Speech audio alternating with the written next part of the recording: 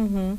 Existem pessoas que falam assim, eu malho muito, eu não como nada e eu não consigo perder peso. Isso realmente acontece ou a pessoa está fazendo alguma coisa errada, alguma coisa que ela pensa que ela está fazendo direito, ou ela não está fazendo atividade física adequada, ou talvez no ritmo certo, tempo certo, ou a alimentação também que ela pensa que está adequada, não está, ou existe alguém que possa passar por isso. Malha direito, come direito e o organismo não responde. Tem todos esses tipos. Tem né? tudo Então, na vida. Eu tive uma paciente há pouco tempo que tinha essa questão, ela me relatou que tinha uma dieta realmente bem feita, a alimentação dela era organizada, ela fazia atividade, não conseguia mudar o peso e ainda ganhava aos poucos. Né?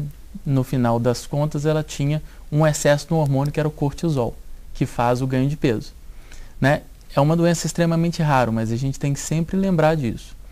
E algumas vezes o que acontece são questões muito mais simples, que é a falta de continuidade do padrão alimentar, né? Aquela questão, não, no final de semana pode.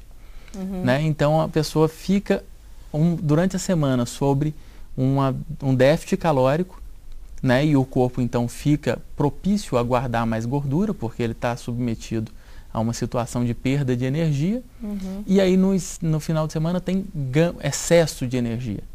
E aí todo aquele trabalho do meio de semana é perdido no final de semana.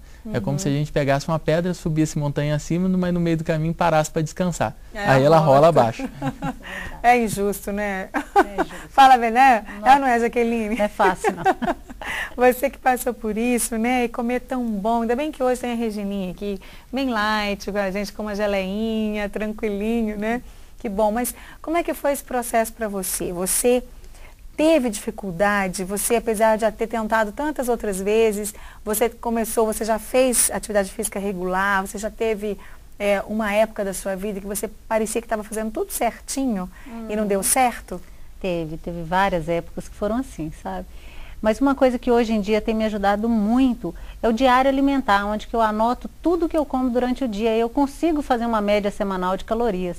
Por exemplo, eu como bem, eu divido essa alimentação em horas, esses intervalos, e anoto tudo.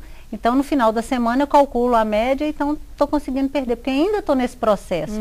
Porque, na verdade, quando você chega no peso ideal, eu acho que o manter ainda é o mais difícil, que é o que ele falou dos altos e baixos. Esses altos e baixos são terríveis, porque às vezes você tem aquelas quedas, né? E depois para recuperar não é fácil, mas é determinação desânimo, né? E persistência. É verdade. É a única saída. Com certeza. Falar um pouquinho assim em termos de números, só para as pessoas em casa se lembrarem, por exemplo, quando elas pegam um produto, hoje em dia todos os produtos eles são obrigados a trazer essas informações, não é?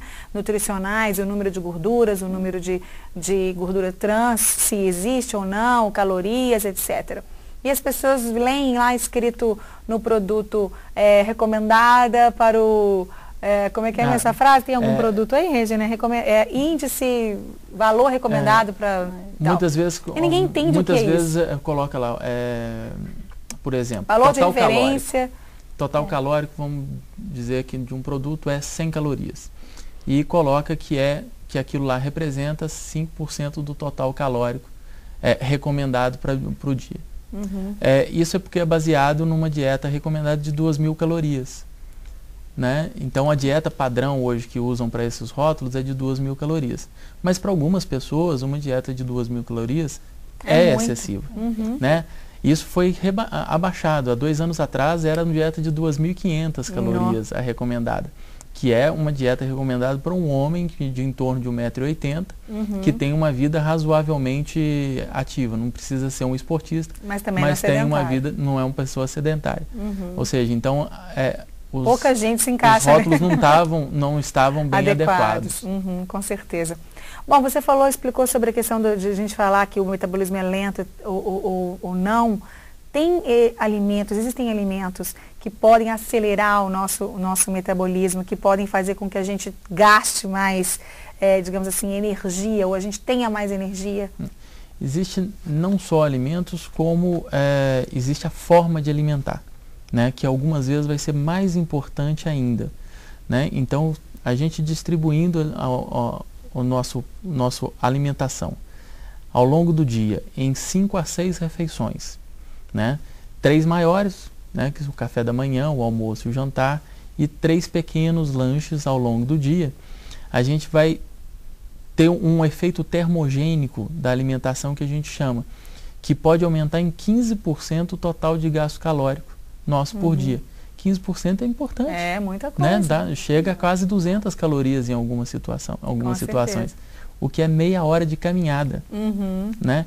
E por que isso? Porque a cada vez que a gente se alimenta, aquele processo de digestão gasta caloria. Se você coloca tudo isso numa refeição só, você gasta uma vez. Se em 6, você gasta 6 vezes. Né? Então, essa forma da gente alimentar, dividida em várias refeições. E tendo alimentos mais ricos em fibras, né? Não exagerando na gordura, né? Que é o alimento mais concentrado em calorias. E tendo todos os grupos alimentares, você vai ter condição de se nutrir bem e com isso permitir um funcionamento metabólico melhor, mais eficaz. Né? E a gente sabe que a dieta muito rica em gordura, né, ela propicia maior ganho de peso do que uma dieta com um nível de gordura normal. Como se faz para ganhar peso e qual o número de calorias a serem ingeridas? Bom, o número de calorias vai ser individual. A gente precisa saber se a pessoa, a idade, se é homem, se é mulher. Então, depende de uma série de fatores, né? E também da atividade física. Então, dentro desse total de fatores, a gente tem que fazer um trabalho com atividade física e uma alimentação com um pouco de excesso calórico, para que a pessoa vá ganhando progressivamente, mas principalmente a atividade física, porque o ganho tem que ser de massa magra, né, não é de gordura. E aí a atividade física adequada também, com um profissional adequado, né, pessoa, sempre se ela fizer uma atividade física inadequada para ela, não é nem que ela está fazendo uma coisa errada, mas não é adequada para o objetivo dela. Sim, né? E o ganho, acaba que o ganho de musculatura é desproporcional, causa lesões, então o acompanhamento do profissional de educação física é fundamental nesse passo. Você tem um acompanhamento de psicólogo, por que você acha isso importante? Rapidamente aqui para o pessoal de casa. Eu acho que, na verdade, a terapia em conjunto com a nutrição é fundamental para o processo dar certo. Porque a obesidade, no meu caso, foi muito ligada a fator emocional. Então, quando você começa a se conhecer mesmo, ver onde que estão seus problemas, por exemplo, eu descobri que eu tinha um problema sério com a compulsão por chocolate, por exemplo. Então, assim, você tem que saber onde que está aí, você aprende a lidar com isso. E não é brincadeira, assim. É fácil você falar, eu tenho um problema, mas você viver isso é diferente. Às vezes você nem sabe que tem isso. É verdade. E eu acho que a maior coragem é de você buscar ajuda, né? Isso. É de você buscar ajuda. É verdade, é o primeiro passo, né? Tem que ter coragem mesmo. Rapidamente, a Amanda Gomes de Contagem pergunta se uma mulher, doutor Paulo, com mais de 60 anos, pode pensar em procurar uma academia, por exemplo, para começar a perder peso, e quais as dicas? As dicas, acho que já falou ao longo do programa. Ter uma vida saudável não tem idade, né? Então, um acompanhamento médico, nutricional e de um profissional de educação física, e para todas as idades é recomendado. Para o idoso é mais importante, porque ele não pode fazer uma atividade física sem um bom acompanhamento, porque o risco de lesão é maior. Existe a possibilidade de combater a obesidade apenas com exercícios? É a pergunta da Juma Mendes. E tem mais uma pessoa que perguntou como combater a obesidade, que veio sem o nome. Só a atividade física ela não vai ser o bastante para que a gente tenha um grande resultado, porque a gente precisa de um processo de alimentação balanceada e organizada. Então, isso vai depender do nível de conhecimento que a pessoa tem. Né? Agora, como combater a obesidade é a pergunta que todos nós queremos. Né? Hoje, na população brasileira, em torno de 40% das pessoas têm sobrepeso, né? E em torno de 10% a 15% têm obesidade.